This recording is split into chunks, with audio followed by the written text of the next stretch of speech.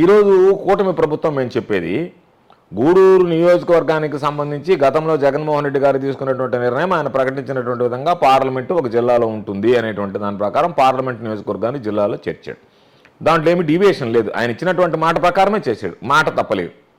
అయితే చంద్రబాబు గూడూరు పర్యటనకు వచ్చినప్పుడు నేను గూడూరుని మరలా తిరిగి నెల్లూరు జిల్లాలో కలుపుతాను, కందుకూరును ఒంగోలులో కలుపుతానని చెప్పి పదే పదే ప్రకటించాడు ఆయన చంద్రబాబు. గూడూరు నియోజకవర్గానికి వచ్చినప్పుడు ఆ ఇచ్చినటువంటి క్లిప్పింగ్ కూడా మనం చూపించడం జరిగింది మీడియాకి. కందుకూరుని మాత్రం ఒంగోలులో ప్రకాశం జిల్లాలో కలిపారు. గూడూరుని ఇచ్చినటువంటి హామీని తొంగలో తొక్కి ముగ్గురు ఇచ్చారు. చంద్రబాబు ఇచ్చాడు, చంద్రబాబు కుమారుడు లోకేష్ ఇచ్చాడు, చంద్రబాబు సత్యమని భువనేశ్వర్ గారు ముగ్గురు ఇచ్చారు. గూడూరుని నెల్లూరు జిల్లాలో కలిపేటువంటి బాధ్యత మాది అని.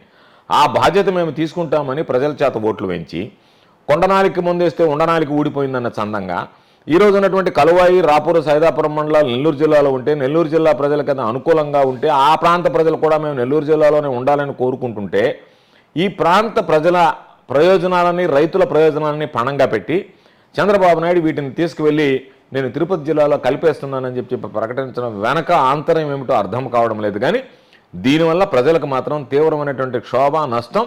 చంద్రబాబు మరొకసారి ప్రజలకు ఇచ్చినటువంటి హామీలను మమ్మల్ని మోసగించారనేటువంటి బాధ, భావం ఈరోజు గూడూరు నియోజకవర్గ ప్రజల్లో స్పష్టంగా కనిపిస్తుంది.